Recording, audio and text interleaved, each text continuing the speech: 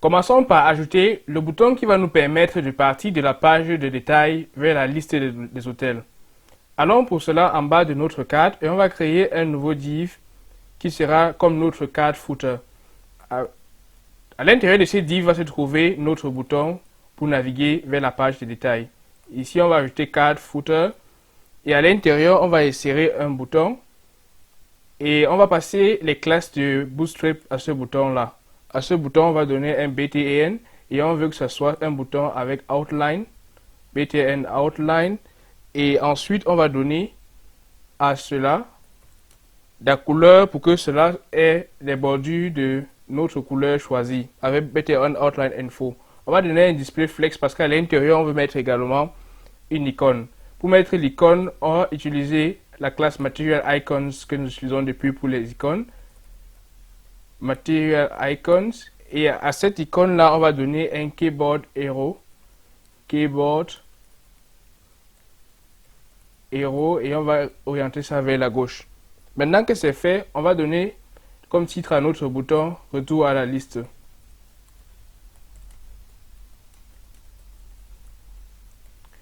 À présent que nous avons notre bouton, on peut désormais créer une méthode. On va dire par exemple qu'en cliquant sur ce bouton avec l'événement click, on va initier une méthode qui s'appelle back-to-list.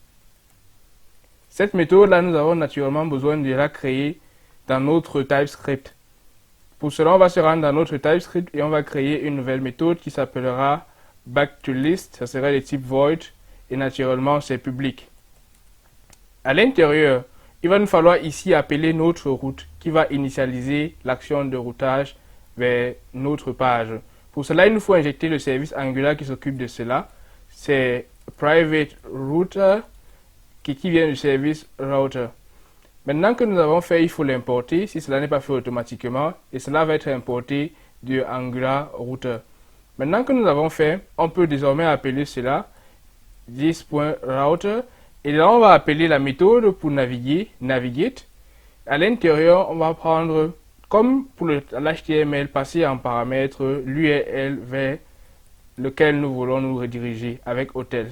Nous voyons que c'est une des méthodes qu'on peut employer en dehors de la méthode que nous avons utilisée précédemment avec la directive router-link pour pouvoir naviguer vers l'autre. Voyons comment cela fonctionne dans notre navigateur. Lorsque nous nous trouvons sur la page de détails, on peut désormais appuyer sur le bouton retour à la liste et on se retrouve à la liste à nouveau. Et ainsi, on peut naviguer à partir de notre page de détails directement sans avoir besoin de cliquer sur le lien du menu. Maintenant, nous avons un problème. Imaginez par exemple qu'un utilisateur veuille accéder à un URL directement en entrant dans la barre d'URL. Cela va fonctionner toujours. Mais si l'utilisateur donne un URL qui n'existe pas, par exemple 0, on va se rendre compte que l'URL n'est pas tenu en compte et cela, on va afficher une page blanche. Ce n'est pas ce que nous voulons. Imaginons que l'utilisateur entre quelque chose comme des lettres par exemple, cela ne va pas correspondre à notre page de détail. Comment est-ce qu'on va résoudre ce problème? À présent, nous allons construire un guard qui est une technologie construite avec Angular qui va nous permettre de protéger notre route d'une mauvaise utilisation. Les guards en Angular sont comme les anges gardiens qu'Angular a créés pour protéger la navigation pendant l'utilisation d'une application. Il en existe différents types et chacun a un rôle bien précis. Il existe CanActivate qui permet de surveiller l'accès direct à un URL, mais aussi il existe CanDeactivate qui permet de surveiller la navigation lorsque nous quittons l'URL concerné. Mais aussi on a le Resolve qui nous permet de récupérer certain nombre de données avant d'activer l'URL que nous désirons. Et enfin, on a CanLoad qui permet de prévenir la navigation asynchrone, par exemple lorsque l'URL que nous demandons arrivera à un moment donné que nous ne pouvons pas encore déterminer. Ces différentes gardes peuvent être utilisées dans différents contextes, par exemple lors de l'authentification ou alors simplement lorsqu'on veut protéger notre URL d'une mauvaise utilisation. Pour créer un guard, on va procéder comme précédemment avec les autres classes Angular. Nous avons besoin d'une classe TypeScript et comme un guard c'est un service Angular, nous avons besoin d'enregistrer cela à l'injecteur à partir du provided in et root. Et ensuite, nous devons importer l'interface concernée, le guard qu'on désire implémenter. Ensuite, implémenter cette interface-là.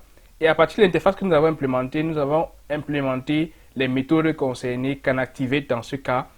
À partir de cette méthode-là, nous pouvons désormais implémenter la logique de notre guard. CanActivate peut prendre deux paramètres next et state. Le next va nous donner l'activated route snapshot, ça veut dire les premières valeurs qui vont être capturées lorsque nous allons atteindre la route, et le state va nous donner l'actuel statut de la route que nous sommes en train de visiter, ou alors l'URL que nous sommes en train de visiter. Pour notre cas simple, nous allons retourner juste un boolean, soit true, soit false, mais pour des cas complexes, CanActivate peut retourner un promise JavaScript, un observable, ou alors d'autres méthodes, ou alors d'autres types qui ont été prévus pour le CanActivate. Pour protéger notre URL, nous devons repérer dans la liste de nos URL l'URL que nous voulons protéger avec notre garde et ajouter à cela CanActivate, et à l'intérieur de l'arrêt, nous allons insérer le nom du garde que nous voulons ajouter à notre URL. Dans notre cas, nous avons choisi hotel/2.id et là-bas on va ajouter CanActivate hotel data guard pour que notre garde puisse agir sur notre route hotel/l'ID de l'hôtel que nous avons sélectionné. À présent, implémentons cette logique dans notre application. Nous voulons protéger l'hôtel ID avec notre garde. Pour cela, on peut créer la classe manuellement avec notre garde. Mais comme nous utilisons Angular CLI, on peut automatiquement générer cette classe-là. Il faut créer un nouveau terminal avec Visual Studio Code et entrer dans le terminal la commande ng pour Angular CLI, generate guard, et donner le nom de notre dossier dans lequel cela va aller, hotel-list. Le slash nous donne maintenant le nom du guard que nous voulons avoir. Et on va donner le même nom que le composant hotel détail. Ce que Angular CLI va faire, c'est qu'il va aller dans ce dossier hotel list et il va nous proposer de choisir quel est le type de guard que nous voulons. Dans la sélection qui va s'afficher, on va juste qu'à taper entrée parce que parmi les différents types de guards qui existent, qu'on va découvrir plus tard dans les tutoriels, on aimerait utiliser le CanActivate. On va appuyer sur entrée et il va créer pour cela dans notre dossier un hotel détail guard avec l'interface qu'il a déjà automatiquement implémentée pour nous, CanActivate. Ce qu'il nous reste à faire, c'est maintenant de partir à l'intérieur de ce guard et d'implémenter la logique de notre protection. Pour cela, on va dire que on va d'abord mettre en console celui-ci et voir ce qui se cache à travers la variable next. Lorsqu'on a implémenté cela, on peut maintenant ajouter notre guard à notre route en allant dans le app module.ts et en allant sur notre route concernée. Il y a un autre paramètre qu'on peut ajouter qui s'appelle CanActivate et à l'intérieur on peut passer le nom de notre guard qu'on a appelé Hotel Detail Guard. Il faut s'assurer que cela a été correctement importé. Maintenant on va essayer cela dans notre navigateur. Lorsque nous naviguons vers les détails d'un hôtel, on va dans la console, on va se rendre compte qu'on a Activated Route Snapshot qui s'est affiché dans notre console. Ce qui nous intéresse dans cela, c'est l'URL. On voit que l'URL, c'est un arrêt à deux éléments. Le premier élément, c'est le premier segment hotels qui correspond à hotels dans notre route. Et le deuxième élément, c'est l'ID qu'on a passé à travers la route. Et c'est cet élément-là que nous allons appeler, donc nous allons appeler next.url à la position 1. Et à l'intérieur, on va consulter le path concerné. La première chose que je vais faire, c'est de me débarrasser de notre console log et d'établir une constante qui va sauvegarder l'ID que l'utilisateur aura entré.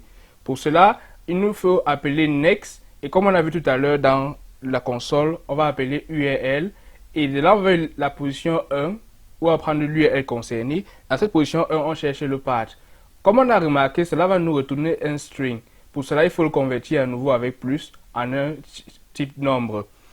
Maintenant qu'on l'a fait, on va maintenant faire notre vérification avec un if. Dans la condition, on va utiliser la condition JavaScript is not a number, écrit comme ça, is none.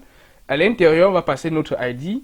Donc, on vérifie que si notre ID, c'est par exemple DDD que l'utilisateur a entré, cela va nous retourner une erreur. Ou alors, si notre ID est inférieur ou égal à 0, cela va vérifier notre condition. Maintenant que c'est fait, on pourra par exemple afficher en alerte avec JavaScript un message à notre utilisateur pour dire que l'hôtel est inconnu. Ou alors, on pourra naviguer vers notre liste. Pour cela, on a besoin de notre route. On va injecter ici notre service dans le constructeur à nouveau avec private route et à l'intérieur, on va mettre notre routeur comme précédemment. Maintenant que c'est fait, on peut maintenant venir à l'intérieur de notre condition et dire qu'on va appeler ce routeur-là et appeler navigate. À l'intérieur, on va passer l'URL vers lequel nous voulons naviguer lorsqu'il y aura une erreur. Dans notre cas, c'est hotels. Maintenant qu'un a besoin d'avoir un retour, puisque par défaut il est true, on va dire donc que qu'un n'aura aucune réaction sur notre route si à jamais cette condition-là est vérifiée. Pour cela, on va retourner ici un false, return false. Dans notre cas, on utilise seulement les boolean true et false. Ça veut dire que ce que AngularCL a généré pour nous comme retour en utilisant TypeScript et plusieurs types de retours, on peut les effacer et laisser juste ce qui nous concerne, dans notre cas, un boolean. Mais vous pouvez les laisser si vous prévoyez de retourner autre chose qu'un simple boolean dans votre application. Maintenant que c'est fait, on voit que notre liste s'affiche toujours avec notre détail. Si on entre un URL qui n'existe pas, par exemple 0, on va voir que notre get va entrer en jeu. On va recevoir une alerte de JavaScript avec hôtel est inconnu. Si on appuie sur OK, il va retourner vers notre liste d'hôtels. Même chose pour nous, si on entre quelque chose comme SSS dans notre URL, il va reconnaître que l'hôtel est inconnu et afficher notre liste d'hôtels. Mais on peut tout de même continuer à naviguer comme d'habitude. À présent, voyons comment est-ce qu'on peut organiser notre code à partir des modules d'Angular en explorant en profondeur le ng module.